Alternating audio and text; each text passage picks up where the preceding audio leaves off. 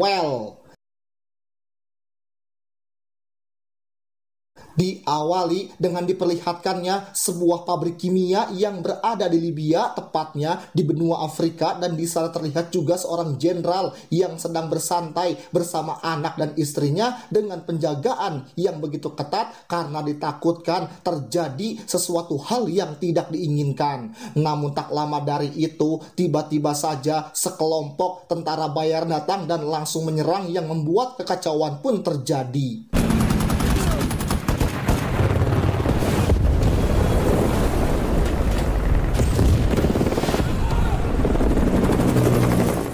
Ya, tentara bayaran itu dipimpin oleh seorang pria bernama Soeharto yang pasti kalian semua sudah mengenal dengan sosok pria tersebut. Soeharto bisa dengan mudah menghabisi semua pasukan penjaga di sana. Lalu setelah Soeharto berhasil masuk, terlihatlah si jenderal yang sangat ketakutan dan memohon untuk tidak menghabisinya dengan imbalan apa saja yang Soeharto minta. Hey! Give me the detonator and I'll make it quick. My son, Adam. Namun setelah Soeharto mendapatkan apa yang ia inginkan, dengan sadar Soeharto pun menghabisi si jenderal beserta dengan keluarganya. Give me the detonators or... Stefan! Wise choice. Setelah itu kita diperlihatkan kepada seorang pria bernama Barney, sang sesepuh alias ketua dari tim ini, di mana kedatangan Barney ini sengaja menemui salah satu rekan timnya, yaitu Lee, dengan maksud untuk mengajak Lee keluar. Namun kedatangan Barney ini ternyata tidak di waktu yang tepat karena saat itu Lee sedang riuh dengan pacarnya yang bernama Gina. Diberitahu juga kalau Gina inilah seorang agensi paling terkenal yang selalu bekerja sama dengan tim ini, sampai Lee merasa sangat rudet dengan si Gina, dan akhirnya Lee pun menerima ajakan Barney untuk pergi ke sebuah bar langganan mereka. Are we done talking? Are you done with this conversation? Come be nice. Bitch, we're gonna fucking fight about it. Fuck you. She's talking. I like the Bonnie. Sesampainya di sana, ternyata Barney ini sengaja mengajak Lee untuk membantunya merebut kembali sebuah cincin kesayangannya yang ia gadaikan kepada bos gangster. Namun karena Barney tidak memiliki uang dikarenakan job yang sepi, ia tidak bisa menebus cincin tersebut, sehingga mau tidak mau mereka harus merebutnya dengan cara kekerasan. Sehingga ketika bos gangster itu datang, Barney malah mengatakan kalau ia sedang sakit pinggang, sehingga Lee lah yang harus melawan para gangster itu seorang diri. Here. The classics. I got it.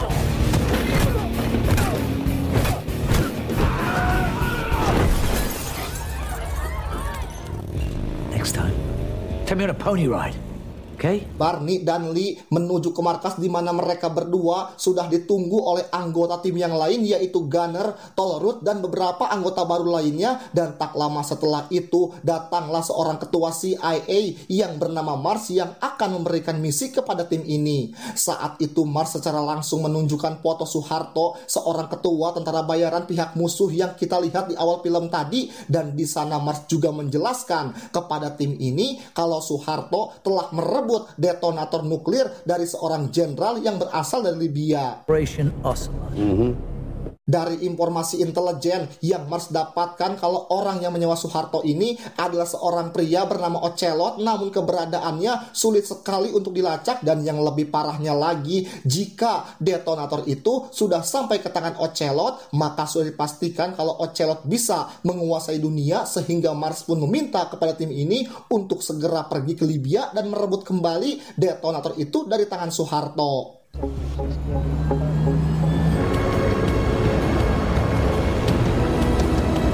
Sesampainya di sana, pesawat mereka pun langsung disambut oleh tembakan jarak jauh yang dilancarkan oleh tim Soeharto. Namun untungnya Barney masih bisa mengendalikan pesawat itu, dan ia secara langsung menurunkan semua tim untuk menyerang. Sementara Barney sendiri, ia akan mengawasi semua tim melalui udara.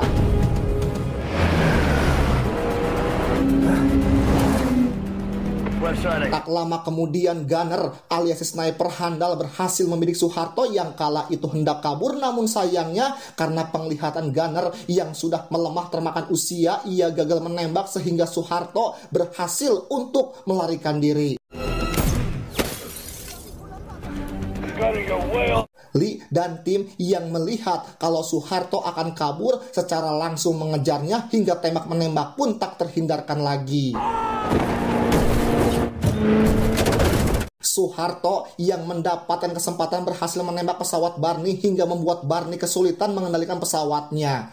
Lee yang mengetahuinya pun harus dihadapkan dengan pilihan yang sangat sulit antara menyelamatkan Barney atau terus mengejar Soeharto yang sebentar lagi bisa ia susul. Saat itu Barney pun mencoba menghubungi Lee melalui radio dan memerintahkannya untuk terus saja mengejar Soeharto, namun Lee yang tidak ingin kalau sahabatnya itu jatuh dari pesawat karena tertembak roket lebih memilih untuk menyelamatkan Barney sehingga Soeharto lebih leluasa dan menembak pesawat Lee hingga jatuh.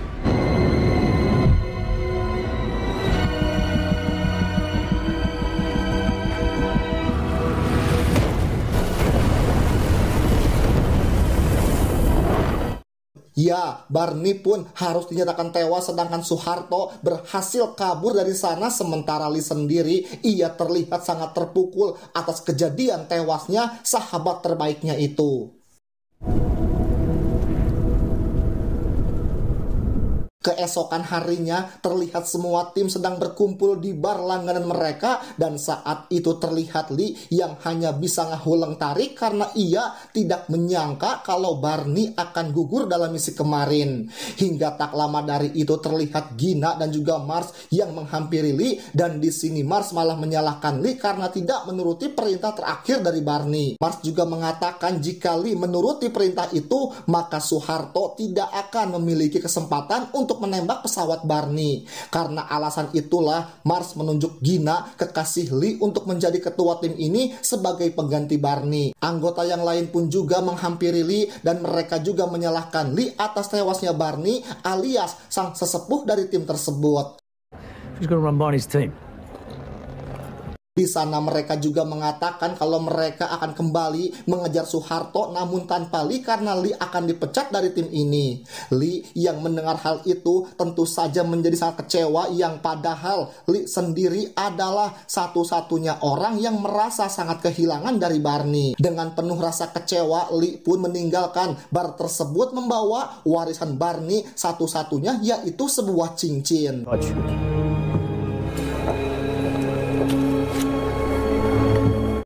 Keesokan malamnya, Lee pun secara diam-diam datang ke rumah Gina dengan maksud untuk mencari informasi tentang misi selanjutnya. Namun sayangnya, kedatangan itu ternyata sudah diketahui oleh Gina yang membuat mereka berdua baku hantam. Namun akhirnya mereka berdua memutuskan untuk kuda-kudaan karena sebenarnya Lee dan juga Gina masih saling mencintai. Setelah dihangatkan oleh Gina, Lee pun berjanji kalau ia tidak akan ikut campur dengan misi tersebut. Di sana Lee juga meminta Gina untuk selalu berhati-hati karena orang yang akan Gina hadapi bukanlah orang sembarangan.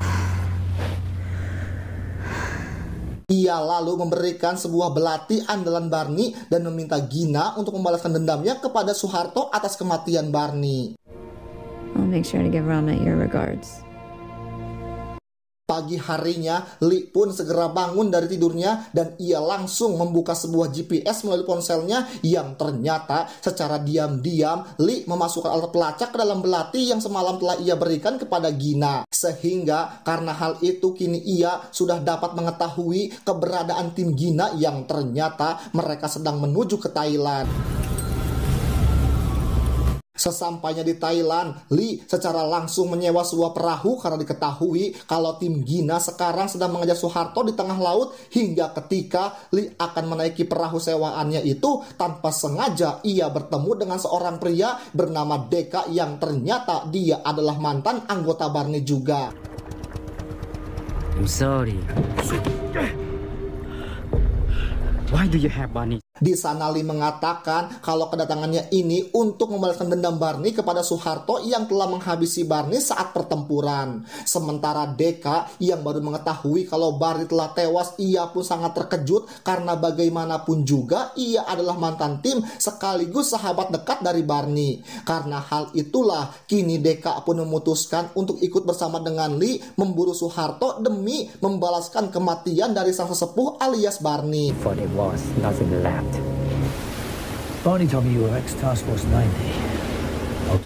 Scene pun berpindah kepada tim Gina yang saat itu sedang mendengarkan instruksi dari Mars. Mars mengatakan kalau kapal Soeharto menuju Rusia dengan sebuah nuklir, dan jika nuklir itu meledak maka sudah dipastikan kalau Perang Dunia Ketiga akan dimulai. Sehingga karena hal itulah dalam misi ini Mars memerintahkan tim untuk menonaktifkan nuklir itu dan menangkap Soeharto. What's that?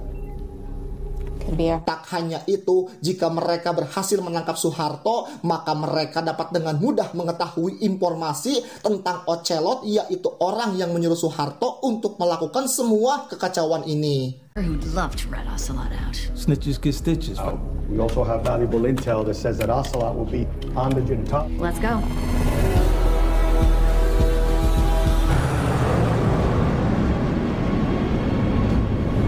Tak lama, semua tim Gina pun mulai masuk dalam kapal Soeharto. Namun dalam misi ini, Mars juga ikut turun langsung bersama dengan tim. Sesampainya di kapal Soeharto, mereka pun secara langsung mengecek nuklir yang dimaksud, dan ternyata nuklir itu sudah dalam keadaan aktif, di mana kalau kapal itu sudah sampai di tujuan alias di Rusia, maka dengan sendirinya nuklir itu akan meledak secara otomatis, dan satu-satunya cara untuk menonaktifkan nuklir itu adalah dengan menangkap Soeharto.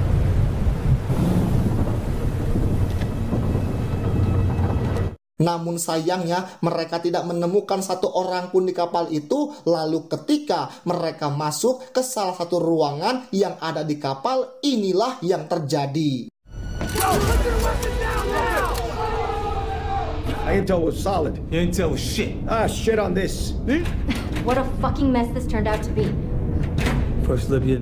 Ya, mereka telah dijebak oleh Soeharto, dan tak lama setelah itu tiba-tiba saja tangan kanan Soeharto datang dan langsung membawa paksa Mars untuk menghadap Soeharto. Di balik itu terlihat Lee dan Deka yang ternyata sudah sampai di gelanggang kapal milik Soeharto, dan di sana Lee memiliki sebuah rencana kalau ia akan menyusup terlebih dahulu, sementara itu Deka akan mengamankan situasi di sekitar luar kapal.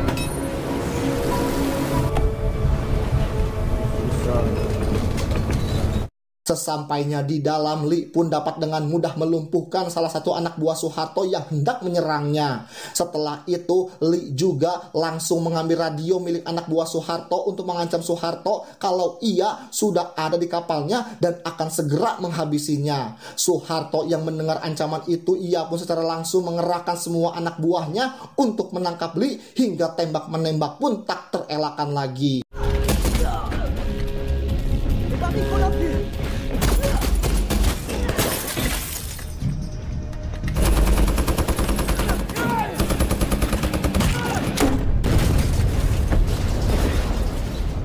Terlihat Lee yang sangat kewalahan dengan tangan kanan Soeharto yang terus melancarkan tembakan, namun untungnya Deka alias Ong Bek, si mantan rekan timnya pun datang dan langsung membantu Lee dengan jurus-jurus yang mematikan.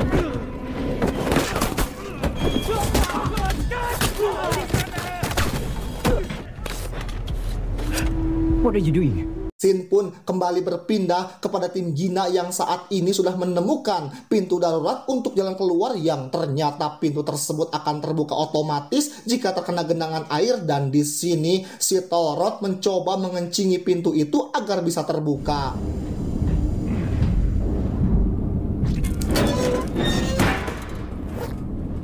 Done. Baru saja beberapa langkah mereka keluar dari ruangan tersebut, tiba-tiba saja mereka pun langsung ditodong oleh para anak buah Soeharto. Namun beruntungnya Lee dan Deka datang tepat waktu, hingga mereka bisa dengan mudah menyelamatkan tim Gina dan menghabisi para anak buah Soeharto. Okay, where's the button? Setelah itu, mereka pun segera bergegas pergi ke sebuah ruangan tempat di mana nuklir itu disimpan. Namun ternyata nuklir itu benar-benar sudah aktif, dan satu-satunya cara untuk menonaktifkannya adalah dengan merebut kunci atau detonator nuklir yang ada di tangan Soeharto. Can you elaborate? This thing's wired to go. Tolrod pun memiliki sebuah rencana dan mengajak semua rekan timnya untuk mengendalikan kapal dan membawanya menjauh dari Rusia. Namun untuk melakukan semua itu tentu saja tidak segampang seperti yang direncanakan, karena mereka harus menghabisi anak buah Soeharto yang berjaga di ruang kendali terlebih dahulu. What is that? Oh shit, bomb! Di tengah-tengah sengitnya pertempuran, Tolrod harus terkena tusukan dari si tangan kanan Soeharto yang sangat bengis itu. Namun beruntung Deka dan satu anggota wanita yang dijuluki si Ratu Pecut berhasil menghabisi si tangan kanan yang amat sangat kuat itu.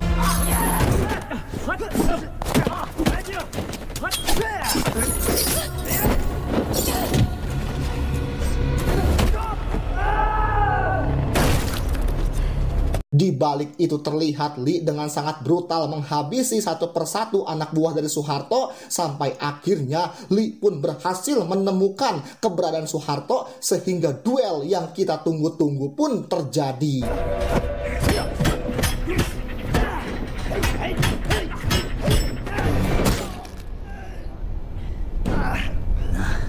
Setelah duel yang sangat sengit itu pun, Lee berhasil membuat Soeharto sekarat. Lee pun meminta Soeharto untuk menyerahkan detonator itu beserta Mars yang dibawa oleh tangan kanan Soeharto. Namun saat itu Soeharto bersumpah kalau detonator itu sudah sampai ke tangan Ocelot, si pria misterius yang menyewa jasanya. Untuk Mars sendiri, Soeharto mengatakan kalau nanti Lee juga pasti akan tahu di mana ia sekarang. Setelah mendengar semua itu, Lee pun langsung menghabisi Soeharto sehingga kini dendam atas kematian Barney sudah terbalaskan. Tak lama setelah itu tiba-tiba saja datang satu helikopter membawa saksi tentang siapa Ocel sebenarnya. Namun di sini Mars langsung membunuh si saksi sehingga dari sini terungkaplah siapakah sosok Ocelot yang sebenarnya, yaitu Mars, si ketua CIA yang menyewa jasa dari tim Expendable. This device right here is the only thing. Di sana Mars alias Ocelot pun secara langsung membuang detonator itu ke laut agar tim Gina dan juga Lee tidak bisa menonaktifkan nuklir itu. Ocelot juga akan mengkambing hitamkan tim ini dengan cara meledakkan nuklir itu di Rusia. Lalu dengan begitu semua anggota dari tim ini akan dihukum mati dan tidak ada seorang pun yang bisa menyelamatkannya. Setelah menjelaskan alasannya itu, Ocelot pun menyuruh anak buahnya untuk memberondong tim ini dengan tembakan. Semua anggota tim yang sudah terdesak tidak punya pilihan lain selain meninggalkan kapal dan berpindah ke perahu Deka.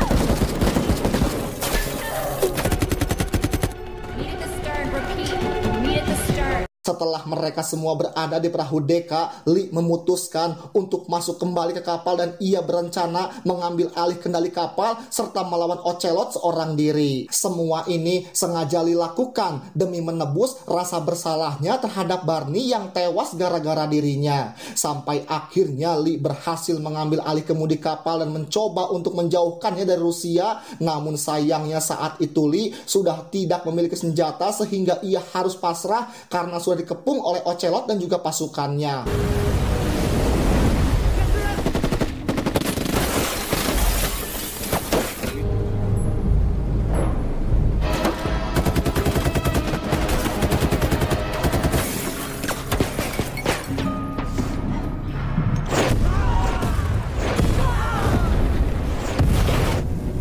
Right here, Marsh. Ho, ho, ho! Lalu tak lama terlihatlah seseorang yang menembaki ke arah kapal itu dan bahkan orang itu berhasil menghabisi Ocelot tepat di hadapan Lee.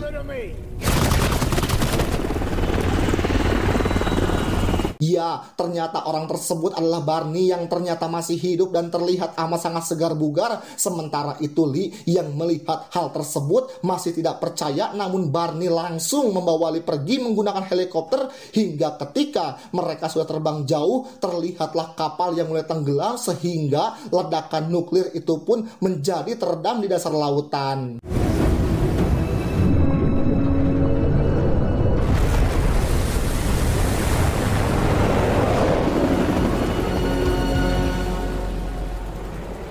Beberapa hari setelah itu, terlihat semua anggota tim yang sedang merayakan kemenangan di bar langganan mereka, dan di sana Barney mengungkapkan kalau kematiannya itu adalah bagian dari rencana untuk memancing Ocelot agar keluar dan menunjukkan jati dirinya. Sementara orang yang tewas itu adalah si ketua gangster lintah darat yang sengaja Barney bawa hanya untuk ia korbankan saja.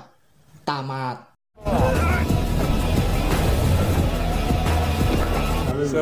To you guys.